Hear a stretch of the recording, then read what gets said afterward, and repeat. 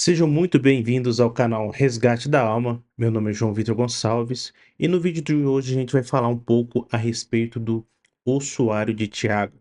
A gente vai trazer algumas respostas aqui e uma análise pessoal a respeito do ossuário, né? Será o ossuário algo verídico, algo falsificado, algo que ameaça, né, o dogma da virgindade perpétua de Maria? A gente vai responder isso no vídeo de hoje. Mas antes da gente começar, gostaria que você curtisse já esse vídeo, né? Deixe aqui também o seu comentário sobre o que você acha do ossuário, se é real ou não, né? Compartilhe esse vídeo também para ajudar esse canal a crescer e se inscreva, né? Não se esqueça de ativar as notificações, né? O sininho e também, se você puder, eh, me siga lá no Instagram, né, o link tá aqui abaixo. Entra lá, eu tô sempre respondendo perguntas lá de todo mundo que tem dúvidas, tá certo? Então vamos começar aqui, a respeito, né, do nosso querido ossuário. Ah, vamos lá, antes de eu efetivamente mostrar aqui para vocês uma questão objetiva, eu juro para vocês que eu tentei achar algum artigo científico, alguma coisa assim, mais séria, vamos dizer assim, hã sobre o que que é esse usuário, né. Vou compartilhar com vocês aqui a tela, acho que vocês estão vendo, né. Eu peguei esse link aqui, talvez foi um link que eu encontrei, né, o pessoal falando, né, sobre o veredito judicial do usuário, né, falando que o ossuário Thiago não é falso. Esse aqui não é ah, um artigo científico, é apenas uma manchete, como se fosse um jornal, né, uma notícia. Para quem não sabe o que que é, né, o ossuário de Tiago é um artefato que foi encontrado, né, datado do século I, ou seja, tem 2000 anos, que contém nele aqui, você pode ver, deixa eu ver se aqui tem, aqui ó, contém aqui uma inscrição, né, escrita em aramaico, que está escrito Tiago, filho de José, irmão de Jesus, né. E o que que é a grande reviravolta desse ossuário, né, o que que tem de tão surpreendente que ficou famoso aí nos últimos dias, né, é que engraçado porque essa notícia que é de 2012, já é bem antiga, né. O que que acontece? Os pesquisadores, né, eu vou deixar os links aqui para vocês depois conferirem também, não é os pesquisadores, né, como é que fala? Os caras que encontraram o ossuário, né, eles foram acusados pela IAA, né, que é, deixa eu ver aqui, ó, Autoridade de Antiguidade de Israel, eles foram acusados de falsificar essas inscrições, né, não só as inscrições no ossuário, mas também nesses outros 2 objetos aqui, nesses outros 2 artefatos, eles foram acusados de falsificar essas inscrições nesses artefatos, né, o que traria ali uma não legitimidade para esses artefatos, né. E aí teve uma repercussão, né, se a gente pegar aqui, eu até peguei aqui, por exemplo, no Wikipedia, que está um pouquinho mais resumido, né, a existência do usuário foi anunciada em 2002, né, hã, e em 2003 o IAA, né, que é a Autoridade de Israel, argumentou que as inscrições foram falsificadas em uma data muito posterior, ou seja, que o ossuário em si, pelo que eu vi, não tem nenhuma dúvida que ele é realmente do século I, né. A questão em si está sobre as inscrições escritas, né. Em 2013, a acusou, né, o Oded aqui Golan, não sei como pronuncia, de ter falsificado essas inscrições, né. Eh, e houve, se não me engano, por 7 anos, uma disputa judicial a respeito disso, né. Respeito se foi verdade ou não, né. Ah, com relação às acusações, né, do cara ter falsificado o ossuário. Até aonde eu vi aqui, né, ó, a acusação alegou ter encontrado ferramentas de falsificadores no apartamento de Gollum. Gollum afirma que elas eram usadas na restauração de antiguidades da sua coleção, não para fazer falsificações, né. Então o IAA tentou dar a impressão que os comitês eram unânimes, ou seja, os comitês que eles montaram para averiguar a legitimidade ali das inscrições, né. Eh, no final das contas, né, no final e tanto, quer ver, ó?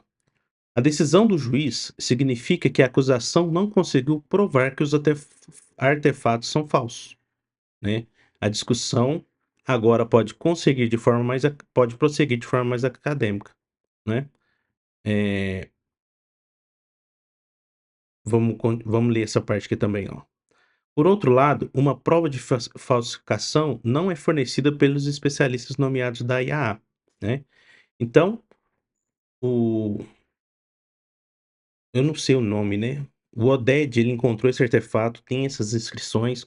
O IAA acusou esse cara de ter falsificado as inscrições, porém nenhum dos especialistas nomeados pelo IAA levanta uma prova legítima que houve essa falsificação, né.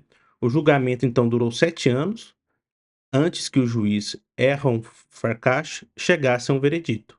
Em 2012, Gollum foi absolvido das acusações de falsificação, mas condenado por comércio ilegal de antiguidades. O juiz disse que esta absolvição, olha que interessante, né, que o pessoal não lê, né, quem trouxe à tona essa questão dos usuários, nunca vai te falar isso aqui, ó. O juiz disse que esta absolvição não significa que a inscrição no usuário seja autêntica ou tenha sido escrita há 2000 anos. O usuário foi devolvido a Golo, que colocou em exposição pública. Ou seja, resumo da ópera: encontraram o usuário, havia uma inscrição, a autoridade de antiguidade de Israel acusou o cara que encontrou o usuário de falsificar aquela inscrição, não conseguiu provar que ele falsificou, então o juiz inocentou o Gollum de ter falsificado. Mas em nenhum momento foi provado que essa inscrição é verídica, né. Ela poderia ter sido, por exemplo, falsificada por outra pessoa em outro momento, né. Por exemplo, lá no século XVIII, o cara poderia ter pegado esse usuário e falsificado. Tô dando um exemplo, né, não tô falando que isso aconteceu. O que o que é certo é que o Gollum não falsificou a inscrição. Né. Agora da gente partir disso e confirmar que o usuário é verídico, é uma história completamente diferente, tá. Que é exatamente o que o juiz escreve, né, a gente pode até ler aqui, ó, eh, em sua decisão na quarta-feira, o juiz fez questão de dizer que o fato de Gollum ter sido considerado inocente não significa que os artefatos eram reais. Sua decisão de inocentar Gola de falsificar a inscrição no usuário de Tiago, ele escreveu: "Não significa que a inscrição no usuário seja autêntica ou que tenha sido escrita há 2000 anos. Isso continuará a ser estudado por cientistas e arqueólogos, o tempo dirá." Além disso, ele escreveu: "Não foi provado de forma alguma que as palavras 'o irmão de Jesus' se referem necessariamente ao Jesus que aparece nos escritos cristãos", né. Então, essa é a decisão do juiz, esse é o parecer mais recente que eu encontrei sobre o usuário de Tiago, né. Em nenhum momento o usuário de Tiago prova que Jesus teve irmão, né. E mesmo que fosse irmão de Jesus, que esse Tiago aqui seja o Tiago da Bíblia, que esse Jesus citado aqui seja o Jesus da Bíblia, o escrito em última instância diz o quê? Cadê? O escrito em última instância diz, aqui ó, não é aqui que tá não, aqui ó. Yaakov, filho de Yosef, irmão de Yeshua, né. Ou seja, Tiago, filho de José, irmão de Jesus, né. Hã, isso aqui a gente não consegue, só por esses escritos, afirmar que se trata do mesmo Tiago, do mesmo José e do mesmo Jesus da Bíblia. É uma coincidência muito grande também, se não fosse, né, porque exatamente, o que diz a Bíblia, né, que existe um Tiago, irmão de Jesus, filho de José, né. Mas o que eu quero mostrar para vocês, que não existe nada a respeito do usuário de Tiago que comprove que esse Tiago é irmão de Jesus de forma verídica, né, nem mesmo a inscrição foi provada, como sendo verídica ou não, né, a gente ainda tem que passar por esse crivo pra gente, eh, f dizer alguma coisa, né. E, bom, a respeito disso, né, eu quero falar com vocês do o quanto vocês me mandaram mensagem no Instagram pedindo para reagir a respeito do usuário do Thiago. E é, assim, assustador. Por quê? Porque nós aqui, nós somos o quê? Nós somos católicos, né. E é muito triste a gente ver nos católicos uma falta de confiança e de fé na igreja, né. Isso demonstra aí um problema muito profundo, né. Por isso que eu coloquei aqui na capa desse vídeo, né, o suado de Tiago e a histeria coletiva, porque pareceu que vocês estavam, assim, como se, meu Deus, a virgindade perpétua de Maria foi desmentida e agora o que que nós vamos fazer, né. Parece que vocês se esqueceram da promessa de Jesus. Parece que vocês esqueceram de quem é Jesus, né, como se vocês esquecessem que Jesus Cristo, ele é Deus, né. E a partir do momento que ele funda uma igreja e ele diz que essa igreja, ela permaneceria e as portas do inferno não prevaleceriam contra ela, parece que vocês esqueceram das promessas de Cristo, né. A igreja, ela é baluarte da verdade, como diz a Bíblia, não porque ela é uma instituição que os homens que fazem parte dessa instituição são super-heróis, são super-homens, não. É porque quem nos deu essa garantia foi o próprio Cristo. E é essa razão que nós defendemos a nossa fé. Porque a nossa fé não é uma fé, né, como muitos dizem, né, pautadas em tradições humanas, né, em dogmas criados por mentes humanas, não. Os nossos dogmas e as nossas tradições vêm do próprio Cristo. O próprio Cristo diz, né: "Aqueles que vos ouvem, a mim ouvem", né. Quando Cristo isso é uma coisa muito interessante, né. Por exemplo, a gente vai para os protestantes, eles possuem a religião do livro, né. É uma religião bem parecida com os muçulmanos, né, que são uma religião do livro também, tudo é pautado no livro, né. Isso é uma visão bem muçulmânica de uma religião, né. Nós não somos uma religião do livro, apesar de que nós temos na Bíblia a nossa primazia de fé, né, e de autoridade, né. Mas nós temos que entender que Jesus Cristo, ele não deixou nenhum livro escrito. Ele não deixou nenhum livro escrito.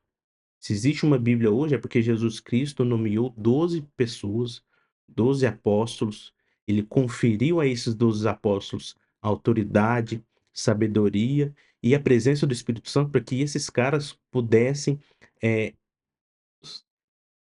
transmitir a fé, né, a fé verdadeira ao longo dos séculos, ao longo dos seus sucessores também, né. Então todas as promessas que Cristo fez aos apóstolos, essa promessa ela se perdura na sucessão apostólica, né. Então, eu quero alertar isso para vocês, né. Quando a igreja chega e ela proclama um dogma, pessoal, nós temos a garantia do próprio Cristo, e aquilo ali, aquele artigo de fé, ele é verdadeiro, tá. Porque imagina, a igreja proclama um dogma da virgindade perpétua de Maria, e esse dogma a gente, em algum momento, comprova que é mentira. Vamos supor nessa realidade que o dogma da verdade perpétua, ele foi comprovadamente falso, né. A gente conseguiu comprovar que Maria teve filhos, além de Jesus Cristo. Toda a fé da igreja, toda a instituição igreja, não só a Igreja Católica Apostólica Romana, mas todo o cristianismo, ele cai por terra. Por quê? Se um dogma a igreja chega e fala assim, ó: "Dogma", o que que é dogma? Dogma é tudo aquilo que foi crido ao longo dos tempos, em todas as épocas, em todos os lugares, por todos os doutores da igreja, certo? Né, isso é um dogma da igreja, né, esse dogma ele pode ser proclamado no ano 3000 depois de Cristo, que ele vai seguir essas, regras especificamente, né. Então se a gente tiver um dogma errado, toda a nossa estrutura cai por terra, né. E o que que tem nessa estrutura? Nessa estrutura a gente tem virgindade perpétua de Maria, Imaculada Conceição, maternidade divina, a eh, Assunção de Nossa Senhora, né, tô falando aqui dos 4 dogmas marianos. Mas existe outros dogmas também que são dogmas de fé, por exemplo, divindade de Cristo, união hipostática, Cristo homem, verdadeiro Deus, Trindade, Deus Pai, Filho e Espírito Santo. O cânon bíblico, os 27 livros do Novo Testamento, que é comum, né, a todos os cristãos, cai por terra. A transubstanciação cai por terra. Tudo, tudo, tudo, tudo que se diz respeito ao cristianismo cai por terra, né. Então, o que que eu quero trazer para vocês aqui? A confiança que nós devemos ter e a fé que nós devemos ter na igreja, não por ela ser uma instituição onde os homens que fazem parte dela são super-homens, são homens inerrantes, inefáveis ou qualquer outra coisa que seja. Mas porque o seu fundador, o fundador da igreja é o próprio Cristo e ele nos garante, através da sua própria vida, através do seu próprio sacrifício na cruz, seu sangue derramado, de que tudo que é dito por esta igreja, que é o seu próprio corpo, é verdade, é realidade. Sendo Cristo o cabeça e a igreja o seu corpo, como pode isso é lógico. Como pode a cabeça ser a própria verdade, né, porque Cristo diz: "Eu sou o caminho, a verdade e a vida", e o seu corpo ser, o desvio, a mentira e a morte. Não pode, não há possibilidade disso. Nesse vídeo, além de trazer uma visão do usuário de Tiago, eu queria chamar a atenção para vocês, né, para a fé de vocês, para a confiança que vocês precisam ter na igreja, porque ela é um presente de Deus para as nossas vidas. A igreja não é uma instituição que veio para oprimir a gente, para tirar a nossa liberdade, para fazer com que a gente seja, eh, alienado, seja burro, nada disso. A igreja é a garantia de que Cristo está presente conosco todos os dias. É através da igreja que nós recebemos os sacramentos, que são os meios, né, o ápice dos meios salvíficos, né. É na igreja que nós temos a eucaristia, é na igreja que nós temos o batismo, é na igreja que nós temos a confissão, o perdão dos nossos pecados. E é através da igreja que nós recebemos a Sagrada Escritura, a sagrada tradição, e nós recebemos o anúncio do evangelho, né. Então, eu quero chamar essa atenção para vocês que são católicos.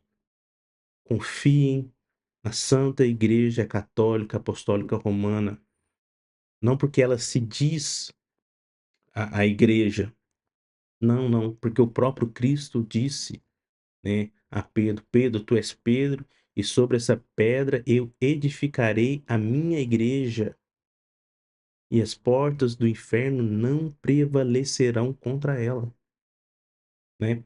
Tenham confiança, acreditem. A esperança nossa está em Cristo Jesus, né, o próprio criador do céu e da terra. Fiquem com Deus, salve Maria e viva Cristo Rei.